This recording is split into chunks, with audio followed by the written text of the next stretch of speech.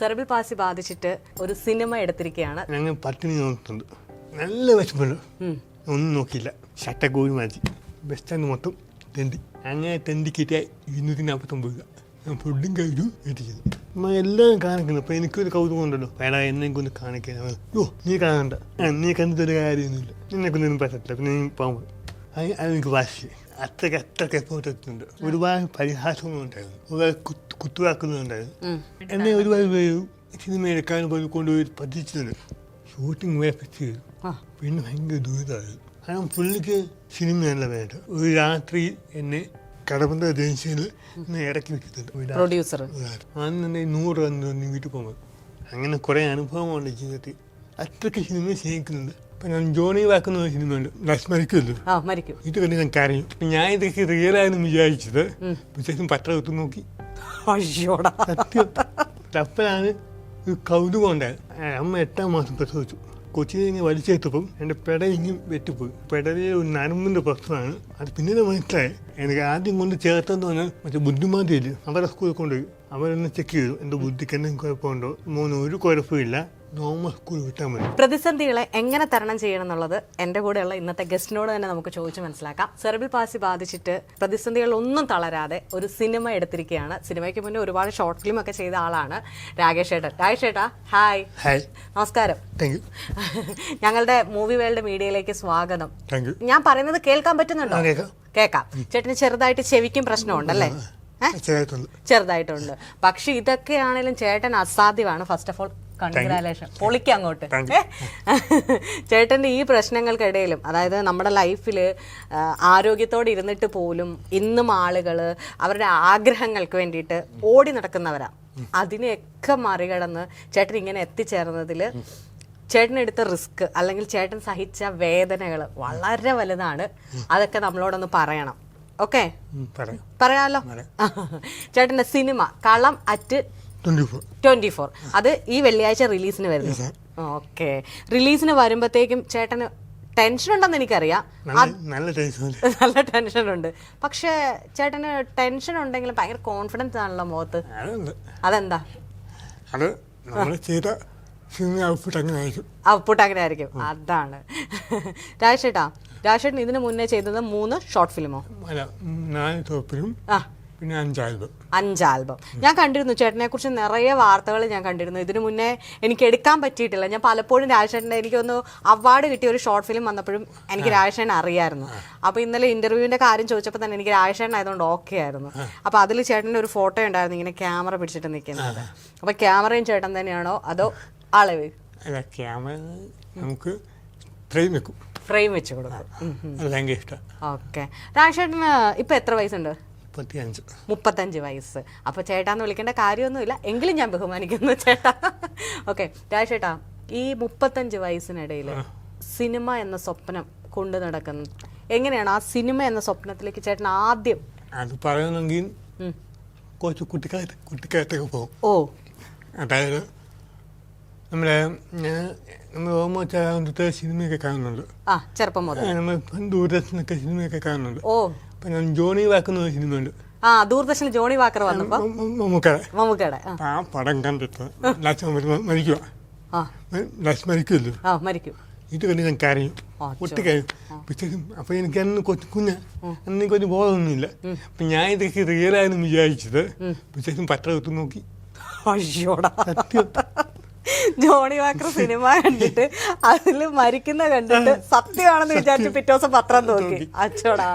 എന്നിട്ട് അമ്മയെ കുറിച്ച് മമ്മൂട്ടി അത് സിനിമയാടാ അങ്ങനെ സംഭവിക്കത്തില്ല. അപ്പോഴാണ് ഒരു കൗതുകം ഉണ്ടായത്. ഓ, എന്നിട്ട് അമ്മയോടൊക്കെ ചെന്ന് ചോദിച്ചു, അമ്മ മമ്മൂട്ടി ശരിക്കും മരിച്ചോ? അപ്പാണ് സിനിമയെ കുറിച്ചാണ്, ഇത് സിനിമയാണ്, അവർ അഭിനയിക്കുന്നതാണെന്ന് മനസ്സിലായത് അല്ലേ?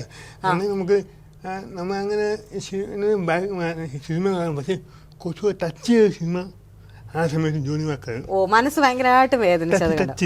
അപ്പോഴാണ് ഞാൻ കരഞ്ഞു. അതിൻ്റെ ഇടയ്ക്ക് കരണ്ടൊക്കെ പോയി. കരണ്ടൊക്കെ പോയി സകല ദൈവം എങ്ങനെയെന്ന് ചോദിച്ചു. കറണ്ട് വരാൻ പണ്ടൊക്കെ നമ്മളൊക്കെ ദൂരദർശനിലൊക്കെയാണ് ആകെ സിനിമ വരുന്നത്.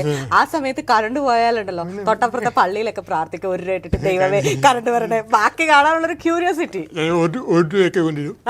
നമ്മൾ ഇല്ല 100 വരെ എണ്ണുമ്പോ കറണ്ട് വരും, അങ്ങനെയൊക്കെ അല്ലേ? അങ്ങനെയായിരുന്നു. പിന്നെ അവിടെ നിന്നായിരുന്നു തോട്ട് വന്നു. പക്ഷേ അപ്പം പിന്നെ മനസ്സിൽ അങ്ങനെ സിനിമയെ ഭാഷയൊന്നും ആഗ്രഹിച്ചിരുന്നില്ല. പക്ഷേ പ്ലസ് ടു പഠിക്കുന്ന സമയത്ത് നമുക്ക് പഠിക്കാനുണ്ട്. അപ്പം അതിങ്ങനെ പരീക്ഷിച്ച സമയത്ത് അതിനകത്ത് തിരക്കഥയെ പറ്റിയും സിനിമയുടെ പശ്ചാത്തലത്തെ പറ്റി എല്ലാം പറയുന്നു. അപ്പം അങ്ങനെയാണ് പരിപാടി കൊള്ളാമല്ലോ. ഓ, ഈ പരിപാടി കൊള്ളാമല്ലോ, സിമ്പിൾ ആയിരിക്കുന്നു വിചാരിച്ചു. ഭയങ്കര സിമ്പിൾ. അപ്പം ഞാൻ എൻ്റെ ഒരു കൂട്ടുകാരുണ്ട് യാദവ് കൃഷ്ണൻ, ഞങ്ങൾ പ്ലസ് ടു ഒരുമിച്ച് വെച്ചാൽ. അപ്പം ഞങ്ങൾ എന്തോ പ്ലസ് ടു നാടകം എഴുതി ഞങ്ങൾ എന്തോ സംവിധാനം ചെയ്തു. അതിന് ഞാൻ അഭിനയിക്കുകയും ചെയ്തു, അഭിനയിക്കുകയും ചെയ്തു. സിമ്പിള്, വളരെ സിമ്പിള്. ഞാൻ എഴുതി, അവനും എഴുതി, ഞാനും അഭിനയിച്ചു, അവനും അഭിനയിച്ചു. സിമ്പിള്. അപ്പം അങ്ങനെ അത് അവിടെ നിന്നാണ് ശരിക്കും സിനിമ സ്റ്റാർട്ട് ചെയ്യുന്നത്. അന്ന് എനിക്ക് ഡയറി ഉണ്ടായിരുന്നു. അപ്പം എൻ്റെ അപ്പത്ത് എൻ്റെ ഒരു കൂട്ടുകാരുണ്ട്, അവന് 2 രൂപ 3 രൂപ 2 രൂപ പോപ്പിൻസ് വാങ്ങിച്ചു കൊടുക്കും. ഈ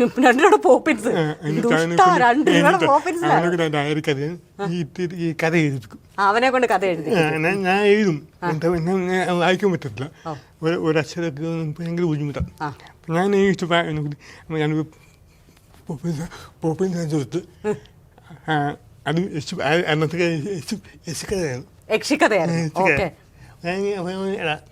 സീൻ വന്ന് അല്ല രംഗം വന്ന് എന്താ എനിക്കിപ്പോഴും ഓർമ്മയുണ്ട്. വാസുദേവൻ തെങ്ങിന് മണ്ടൊക്കെ തെങ്ങുന്നത്. അപ്പത്തിന് ഒരു കല്ലെത്തരും. എന്തുകൊണ്ട് തേങ്ങ മുറിയും കഴിയാ. അപ്പം തൊട്ടപ്പത്ത് മേൽക്കൂരത്തെ തീ കൊടുക്കുന്നു. തൊട്ടപ്പത്തെ മേൽക്കൂരയിലത്തെ സ്ത്രീ കുളിക്കുന്നു. ഇവനത് കണ്ടില്ല. അതായിരുന്നു സീൻ. ഓ, അതായിരുന്നു സീൻ. ഫസ്റ്റ് യക്ഷിക്കഥയുടെ ഫസ്റ്റ് സീൻ ഇതായിരുന്നല്ലേ? തെങ്ങ കയറുന്ന വാച്ച്മാൻ എന്നിട്ട് എറിഞ്ഞിടുന്നു തൊട്ടപ്പുറത്ത് മേൽക്കൂരല്ല ആളില്ലാത്ത ഒരു ആളില്ലാത്ത ഒരു ബാത്റൂമിൽ ഒരു പെണ്ണ് കുളിക്കുന്നു. ഇതാണ് ഫസ്റ്റ് സീൻ. ഇവൻ കാണുന്നില്ല. ഇവൻ തേങ്ങ മൂത്തിക്കൊക്കെ ചെയ്യാ. അപ്പം പുള്ളിക്കായി ഭർത്താവിനെ കല്ലെത്തറിയും. എൻ്റെ ഭാര്യ കുളിക്കും തോന്നി നോക്കി താഴെ അങ്ങാൻ വേണം. ഈ എവിടെ ഞാൻ കണ്ടില്ലല്ലോ. അതായത് ആദ്യത്തെ സീൻ എന്ന് പറയുന്നത്. രാകേഷ് ഏട്ടന്റെ കൈകൾക്ക് ഇപ്പം സെറിബ്രൽ പാൾസി എത്ര ശതമാനം ബാധിച്ചു? എനിക്ക് 60%. 60% ചെവിയുടെ ഉൾപ്പെടെ. അപ്പം സംസാരിക്കുമ്പോ ബുദ്ധിമുട്ടുണ്ട്. ആദ്യമൊക്കെ സംസാരിക്കുമ്പം ഇപ്പം നിങ്ങൾ ആദ്യമായി തന്നെ കാരണം എനിക്കൊന്നും മനസ്സിലാവത്തില്ല. കാരണം അത് അവരുടെ കുറ്റമല്ല, നമ്മൾ കൺട്രോൾ ചെയ്യാൻ പറ്റില്ല. സംസാരിക്കുന്ന എന്താന്നൊക്കെ പറയാൻ പറ്റില്ല.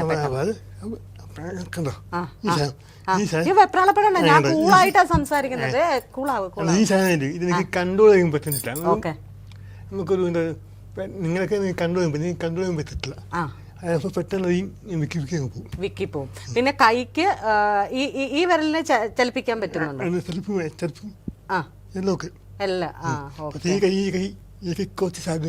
എന്തോ സ്വാധീനക്കുറവാണ്. കാലിനോ? കാലിന് കുഴപ്പമില്ല, നടക്കാം. ഞാൻ ചെറുപ്പത്തിൽ നടക്കുന്ന കണ്ടാൽ ഇപ്പൊ നടക്കുന്ന കണ്ടാലും നിങ്ങൾ അത്ഭുതപ്പെടുവോ? കാരണം ചെറുപ്പത്തിൽ നടക്കത്തില്ല. ഇത് 8 വയസ്സ് വരെ നടക്കത്തില്ല. 8 വയസ്സ് വരെ നടക്കത്തില്ല. കാരണം ഞാൻ എൻ്റെ പെങ്ങളും രാഗിക്ക് അങ്ങനെ ഇരട്ടെ രാഗിക്കും ഇതേ അവസ്ഥയാണോ? അവക്കൊരു കുഴപ്പമില്ല. അവക്കൊരു കുഴപ്പമില്ല. അവര് ജീവിത സ്കൂളിലെ താരമായിരുന്നു. സംസ്ഥാന അവാർഡൊക്കെ മെഡലൊക്കെ കിട്ടിയിട്ടുണ്ട്. ഒരു കഥയൊക്കെ സുഖമായിട്ട് ജീവിക്കുന്നു. ചേട്ടനാണ് ജന്മന മൂത്തപ്പം. അമ്മ പറയുന്നത് കേട്ട് ഇങ്ങനെയാണ്. അന്ന് സ്കാനിങ് ഒന്നുമില്ല. സ്കാനിങ് ഇല്ല. അപ്പം അമ്മ 8-ാം മാസം പ്രസവിച്ചു. 8-ാം മാസം പ്രസവിച്ചു. കൊച്ചിനെ ഇങ്ങനെ വലിച്ചെടുത്തപ്പം എൻ്റെ പെട ഇങ്ങനെ വെട്ടിപ്പോയി. അങ്ങനെ പെടലിൽ ഒരു നരമ്പിൻ്റെ പ്രശ്നമാണ്. അത് പിന്നീട് മനസ്സിലായി. കാരണം 5 വയസ്സ് മുട്ടയിടുക. 5 വയസ്സ് വരെ മുട്ടയിലഴയുക. അപ്പം എൻ്റെ അമ്മ അച്ഛൻ ബാക്കിയെല്ലാം നടക്കുന്നു ഓടിക്കുന്നു. അമ്മ ഇതൊന്നും നടക്കാത്ത എന്ത് പറ്റിയും ചോദിച്ചു. അപ്പം അങ്ങനെ നിൽക്കുമ്പോൾ അച്ഛൻ ബാംഗ്ലൂർ വെക്കാം. അപ്പോൾ അങ്ങോട്ട് പോയി അവിടെ വലിയ സ്കാൻ ചെയ്തപ്പോഴായിരുന്നു ശരീരത്തിൻ്റെ ഒരു നരമ്പ് വലിഞ്ഞതാണ്, വിട്ടുപോയി. വിട്ടുപോയെന്നല്ലേ? അതിൻ്റെ പ്രശ്നമാണ്. അന്ന് നരമ്പ് ചികിത്സ കാര്യമൊന്നുമില്ല. അങ്ങനെ അപ്പൂപ്പൻ്റെ നിർദ്ദേശപ്രകാരം ഞങ്ങൾ ചെമ്പക്കര പോയി. ചെമ്പക്കര ആയുർവേദ മെഡിക്കൽ കോളേജിൽ പോയിട്ട് ആയുർവേദത്തിക്ക് 12 വയസ്സേ ട്രീറ്റ്മെൻറ്റ് ചെയ്തു. 12 വയസ്സ് വരെ ട്രീറ്റ്മെൻറ്റ് ചെയ്തു. അതിനുശേഷം നമ്മൾ ഞാൻ താമസിച്ച എഡ്യൂക്കേഷൻ ചെയ്യുന്നത്. താമസിച്ചാണ് പഠിക്കാനറിയാം. എനിക്ക് ആദ്യം കൊണ്ട് ചേർത്തെന്ന് പറഞ്ഞാൽ മറ്റേ ബുദ്ധിമാന്തിയില്ല, ബുദ്ധിമാന്തിയുള്ള സ്കൂൾ, ഒട്ടിസം, ബുദ്ധിക്ക് ഇതൊക്കെ അവരെ ഓട്ടിസ്റ്റിക് ആയ കുട്ടികൾ താമസിക്കുന്നത്. അപ്പം അവരെ സ്കൂളിൽ കൊണ്ടുപോയി. സ്കൂളിൽ കണ്ടപ്പോൾ അവരെന്നെ ചെക്ക് ചെയ്തു, എൻ്റെ ബുദ്ധിക്ക് എന്തെങ്കിലും കുഴപ്പമുണ്ടോ എന്നൊക്കെ ചെക്ക്. ഒരു കുഴപ്പമില്ല, നോർമൽ സ്കൂളിൽ വിട്ടാൽ മതി. നോർമൽ സ്കൂളിൽ അങ്ങനെയാണ് 12 തോന്നുന്നത് സ്കൂളിലാണ്. 7ാം ക്ലാസ്സിൽ പഠിച്ചു. അങ്ങനെയാണ്. അപ്പോഴാണ് മനസ്സിലാക്കി കുഴപ്പമൊന്നുമില്ല, ഇനി ഒരു അസുഖം മാത്രമേ ഉള്ളൂ. പക്ഷെ അന്ന് ഞാൻ നടക്കുന്ന കുഞ്ഞിക്കൂന സിനിമയില്ലേ, പുള്ളി നടക്കുന്നതോ അതിനെക്കാട്ട് കുറച്ചുകൂടെ അകത്തിയാണ് അന്ന് നടന്നുകൊണ്ടിരുന്നത്. സ്കൂളിൽ പഠിച്ചോണ്ടിരുന്നത് ഓടി അപ്പോ ഉരുണ്ട് വീഴും. രാജേട്ടൻ പതുക്കെ പറഞ്ഞാൽ മതി. എനിക്ക് രാജേട്ടൻ സ്ട്രെയിൻ എടുക്കുന്ന പോലെ തോന്നുന്നുണ്ട്. കണ്ടു കഴിഞ്ഞ ആളുകൾ എന്നെയും കൂടെ വഴക്ക് പറയും. ഞാൻ രാജേഷനോട് സംസാരിക്കുമ്പോൾ ഭയങ്കര ആകാംക്ഷയോടെ കേൾക്കുന്നത്. നേച്ചറാണ്. അതുകൊണ്ട് ഞാൻ പറയാണ്, ഞാൻ സ്ട്രെയിൻ എടുപ്പിച്ചിട്ടില്ല. ചേട്ടൻ അങ്ങനെയാണ് സംസാരിക്കുന്നത് അല്ലേ? സംസാരിക്കാനുള്ള ഒരു ത്വര ഭയങ്കരമായിട്ടുണ്ടല്ലേ? പക്ഷെ പെട്ടെന്ന് പറയുമ്പോഴത്തേക്ക് സ്റ്റക്ക് ആവും, വാക്ക് വന്നിട്ട്. നമുക്ക് പെട്ടെന്ന് ഒരു ചമ്മൽ വെക്കുമ്പോഴത്തേക്ക് ഒരു നീന്തിക്കാൻ പറ്റത്തില്ല. ഇപ്പൊ ചമ്മലൊന്നും ഇല്ലല്ലോ? ചേട്ടൻ വെള്ളം വേണോ?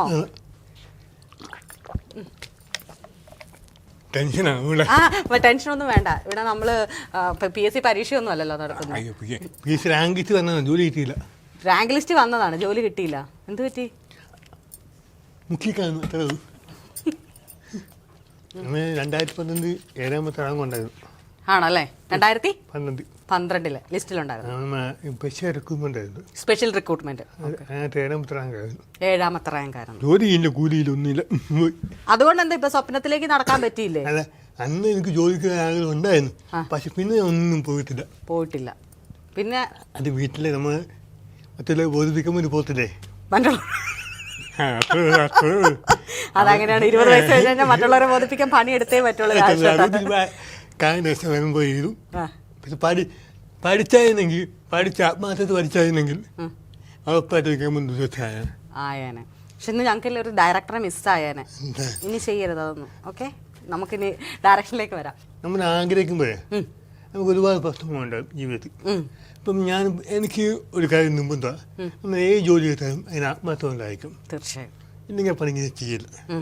പക്ഷെ നമുക്ക് സിനിമ ചെയ്തു, ആ സിനിമ ചെയ്യുന്നു പറഞ്ഞാൽ നമ്മുടെ ആഗ്രഹം പാഷനോ. നമുക്ക് അതിനകത്ത് നമുക്ക് വലിയ പൈസ ഉണ്ടാകാനൊന്നുമല്ല. നമുക്ക് അത് ചെയ്യുന്ന നമുക്ക് അത് ചെയ്ത് പോകാൻ കിട്ടുന്ന സന്തോഷമുണ്ടല്ലോ. തീർച്ചയായും. ചേട്ടൻ പറയുന്ന പോലെ തന്നെ എനിക്കത് മനസ്സിലാവും. ചേട്ടൻ്റെ സിനിമ വെള്ളിയാഴ്ച ഫ്രെയിമിൽ, അതായത് ലൗഡ് ഉള്ള നമ്മൾ പറയുന്ന ബിഗ് സ്ക്രീനിലെ ആ സ്ക്രീനിൽ വരുമ്പോൾ ചേട്ടന് കിട്ടുന്ന സന്തോഷം ഉണ്ടല്ലോ.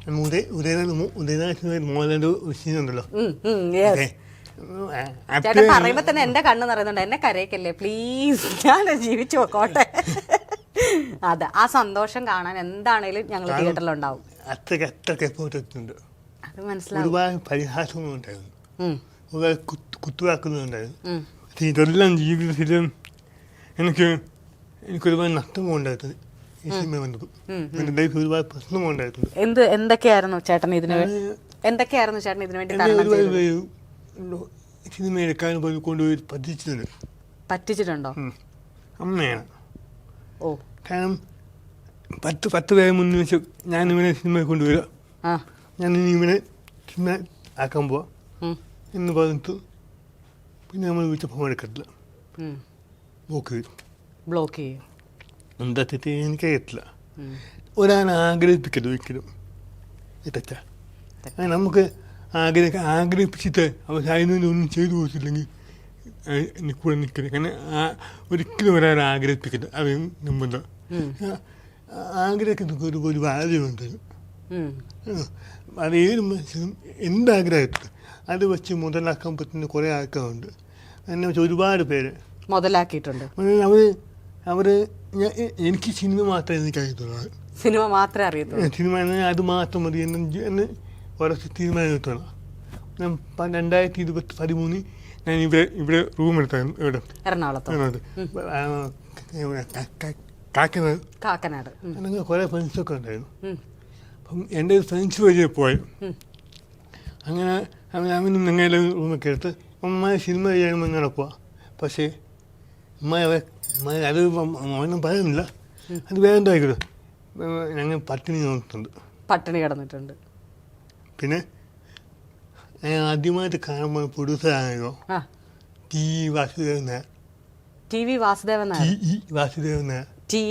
അതായത് ജയമാധുരി പ്രൊഡക്ഷൻ ഉണ്ട്, പണ്ടത്തെ പ്രൊഡക്ഷൻ. അത് ഞാൻ നെറ്റിക്ക് ഈ പ്രൊഡക്ഷൻ കമ്പനി നമ്പർ വെച്ചു. അതും വർഷങ്ങളായി. ആദ്യകാലത്ത് അങ്ങനെ പുള്ളി ഇപ്പോൾ കണ്ടു. അപ്പം എനിക്ക് പ്രായ മനുഷ്യനായിരുന്നു പുള്ളി. അപ്പം വിശാല ആരായൊന്നും എനിക്കറിയത്തില്ല. അപ്പം ഞാൻ എല്ലാം കണ്ടപ്പോൾ ഇങ്ങനെ ആ സ്റ്റേപ്പിൽ ഇങ്ങനെ നോക്കുമ്പോൾ ഡാനിയൽ പുരസ്കാരം അപ്പം അപ്പോഴാണ് എനിക്ക് മനസ്സിൽ ഇത്രയും വലിയ ആളിൻ്റെ വീട്ടിലാണ് ഞാൻ വന്നിരിക്കുന്നത്. ഞാൻ പറഞ്ഞു, മോനെ നീ ആഗ്രഹിക്കുന്നുണ്ടെങ്കിൽ എനിക്ക് ആ കസേര കിട്ടിയിരിക്കും. അത്രേ ഉള്ളൂ. അത് സത്യമാണ്. കാരണം നമുക്ക് എല്ലാം കഷ്ടപ്പെട്ട് നമുക്ക് ദൈവം സത്യമുണ്ടല്ലോ. പലർക്കും പല വിശ്വാസങ്ങളായിരിക്കും. എൻ്റെ വിശ്വാസം ഞാൻ ചെയ്യുന്ന പ്രവൃത്തിയ എൻ്റെ കർമ്മം. എൻ്റെ കർമ്മത്തെ ഞാൻ വിശ്വസിക്കും. അതാണ് എൻ്റെ ദൈവം. അപ്പം ഇവിടെ എത്തിയില്ലേ? എത്തി. ചേട്ടാ സിനിമയിലേക്ക് എത്തിയ കഥ പറഞ്ഞില്ല. ഈ കഥയിലേക്കും സിനിമയിലേക്കും വന്ന കഥ എന്നോട് പറഞ്ഞില്ല. സിനിമയിലേക്കും കഥയിലേക്കും നമ്മളാ മറ്റേ നാടകം വരെ എത്തിയതേ ഉള്ളൂ, +2. അത് കഴിഞ്ഞ് പോകുന്നില്ല. +2 അത് കഴിഞ്ഞിട്ട് ഞാനിങ്ങനെ +2 അത് ഞാനിങ്ങനെ പോയിട്ടൊക്കെ എൻ്റെ ലൈഫിൽ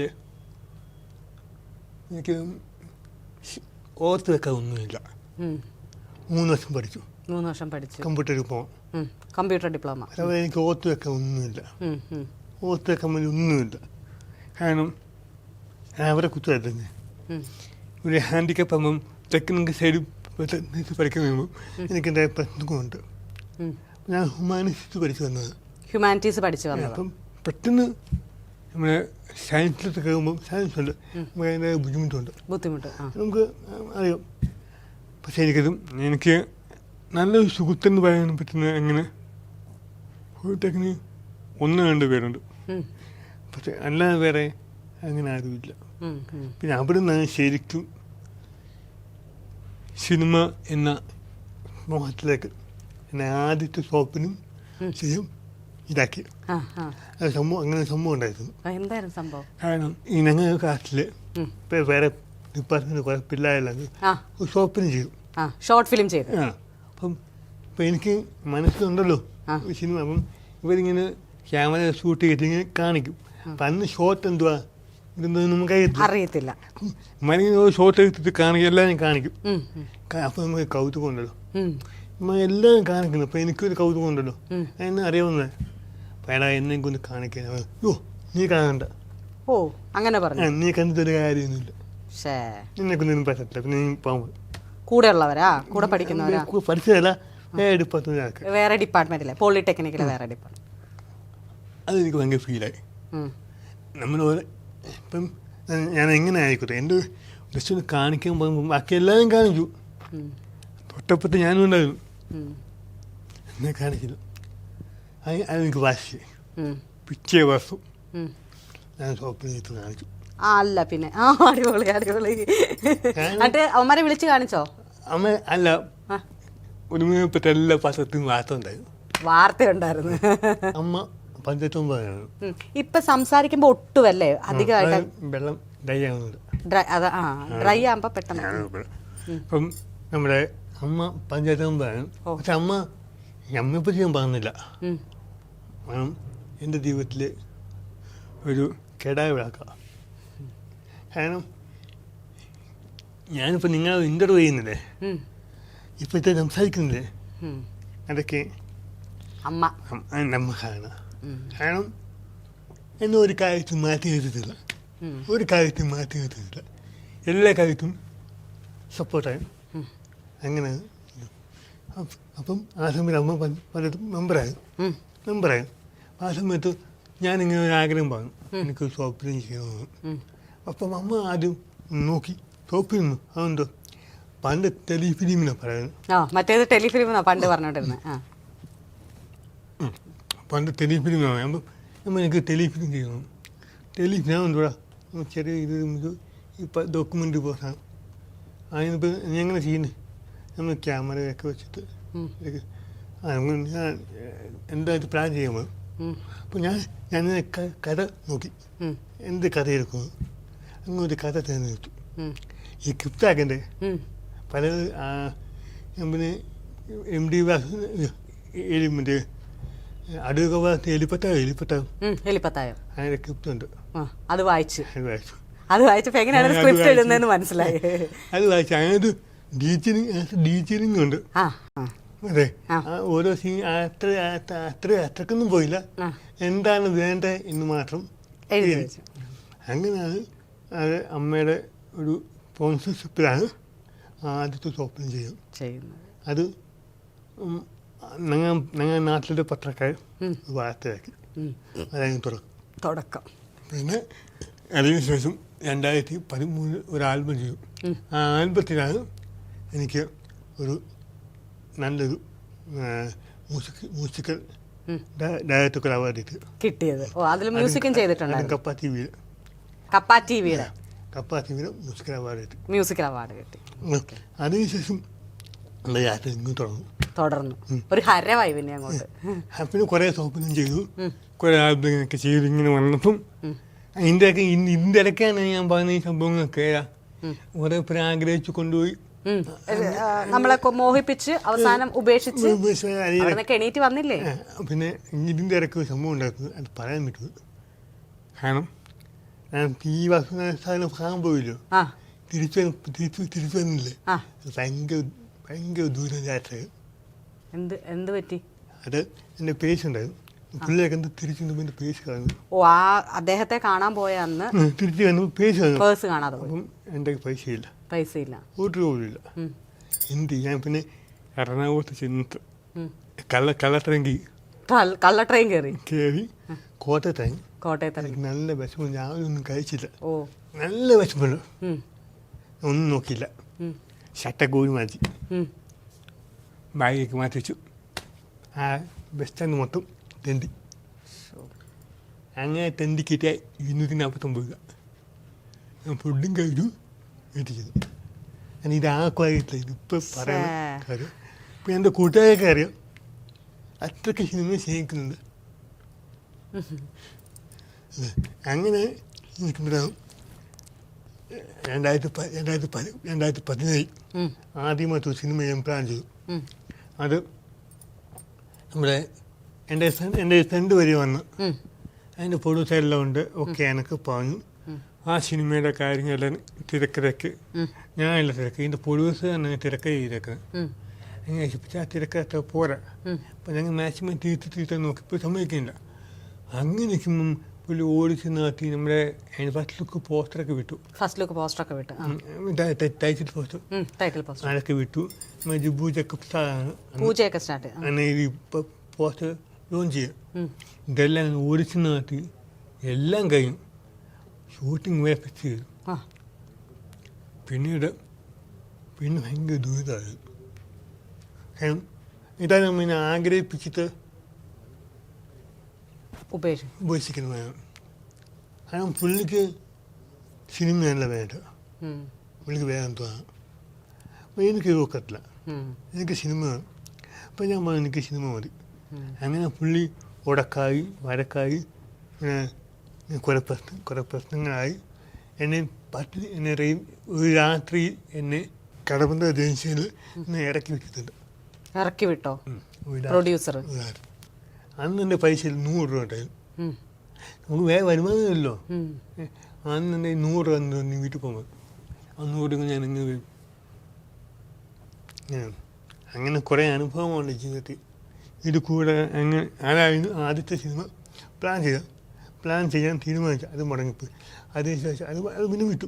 പിന്നെ ഏത് വർഷം കാത്തിരിക്കുന്നു ഈ സിനിമയെ.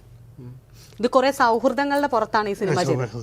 അതാ നല്ല നമുക്ക് നമ്മൾ പറഞ്ഞില്ലേ, എന്ത് അനുഭവം ഉണ്ടെങ്കിലും ആ അനുഭവത്തിന് പിന്നിൽ നമുക്കൊരു സന്തോഷം തരും. ആ ഒരു സന്തോഷമാണ് ഇപ്പൊ ഈ കളം അല്ലേ. അതുപോലെ നിങ്ങൾക്ക് കിട്ടിയ നമ്മൾ ക്രൂ മെമ്പേഴ്സിനെ പരിചയപ്പെട്ടു. അവർ നന്നായിട്ട് എനിക്ക് തോന്നുന്നു എന്താ പറയുക, രാകേഷ് ഏട്ടൻ്റെ സംസാരിക്കാനുള്ള ഒരു പ്രതിസന്ധികളെ മറികടന്നിട്ടും അവരത് നന്നായിട്ട് ചെയ്തിട്ടുണ്ട്. അത് എന്നെ മനസ്സിലാക്കി കഴിഞ്ഞാൽ അതൊക്കെ പിടികിട്ടും. 2 ദിവസം നിന്നാ മതി, പിടികിട്ടും. എൻ്റെ സുഹൃത്തുക്കൾക്ക്, എന്നെ അടുത്തറിയാവുന്ന സുഹൃത്തുക്കൾക്ക് എന്നെപ്പറ്റി എല്ലാം അറിയും. എന്ത് ചെയ്യുന്നു, എന്ത് പ്രവർത്തിക്കും എന്നുള്ളത് നമുക്ക് മറിയില്ല. അപ്പോൾ ചേട്ടാ, രാജേഷേട്ടാ, ഞാൻ ചേട്ടനെ ഒന്നും ഉപദേശിക്കേണ്ട അല്ലെങ്കിൽ ഒന്നും പറയേണ്ട കാര്യമില്ല. നിങ്ങളുടെയൊക്കെ ജീവിതമാണ് ഞങ്ങളെപ്പോലുള്ളവർക്ക് എന്താ പറയുക, സ്വപ്നങ്ങളിലേക്ക് നിങ്ങൾ നടക്കണം, സ്വപ്നങ്ങളിലേക്ക് നിങ്ങൾ പോകണം. കാരണം അതിന് നിങ്ങളിപ്പം സ്വപ്നങ്ങളിലേക്ക് നമുക്കൊരു സ്വപ്നം ഉണ്ടെങ്കിൽ ആ സ്വപ്നങ്ങളിലേക്ക് പോകുന്നതിന് മുമ്പ് ഞങ്ങളൊരു 1000 തടസ്സം പറയും. പക്ഷെ നിങ്ങൾക്ക് തടസ്സങ്ങളിൽ നിന്നാണ് നിങ്ങൾ സ്വപ്നങ്ങളിലേക്ക് പോയേക്കുന്നത്. അപ്പോൾ നിങ്ങളെപ്പോലുള്ളവരിൽ നിന്ന് ശരിക്കും ഞങ്ങളൊക്കെ ലേൺ ചെയ്യുക ചെയ്യേണ്ടത്. എന്താണെങ്കിലും ചേട്ടൻ ഈ പറഞ്ഞ പോലെ ചേട്ടൻ പറഞ്ഞൊരു ഇതെനിക്ക് വല്ലാണ്ട് ഫീൽ ചെയ്തിട്ടുണ്ട്. അതായത് ഈ വെള്ളിയാഴ്ച, ഓരോ വെള്ളിയാഴ്ച ഓരോരുത്തരുടെ എന്താ പറയുക, തലവര നേരെ ആവുന്ന ദിവസമാണ്. അപ്പം ഈ വെള്ളിയാഴ്ച ഇത്രയും തരണം ചെയ്തിട്ട് OTT റിലീസാക്കാന്ന് പറഞ്ഞതിന് ശേഷം പിന്നീട് തിയേറ്റർ വരെ എത്തണമെങ്കിൽ അത്രയും നിങ്ങൾ സഫർ ചെയ്തിട്ടുണ്ട്. നിങ്ങളുടെ ഒരു ടീം ബലം ഭയങ്കരമാണ്. അപ്പം നിങ്ങളുടെ ക്രൂവിനും ഇപ്പോൾ ചേട്ടനും എൻ്റെ വക എന്താ പറയുക ഭയങ്കര അഭിനന്ദനങ്ങൾ. നിങ്ങളുടെ സിനിമ അസാധ്യ വിജയമായി തീരട്ടെ. അത് രാകേഷ് ഏട്ടൻ്റെ മുന്നിൽ ആ 7 വർഷത്തെ കാത്തിരിപ്പ്, അല്ലെങ്കിൽ പിന്നെ ആ ഒരു +2കാരൻ്റെ അല്ലെങ്കിൽ അന്നത്തെ ജോണി വാക്കറിനെ കണ്ട് മരിച്ച് അവിടെ നിന്ന് ഇങ്ങോട്ടേക്ക് വന്ന ഒരാളിൽ നിന്ന് ചേട്ടൻ എന്താണെങ്കിലും ഒരു നല്ല ഡയറക്ടറായിട്ട് അറിയപ്പെടട്ടെ. താങ്ക് യു ചേട്ടാ.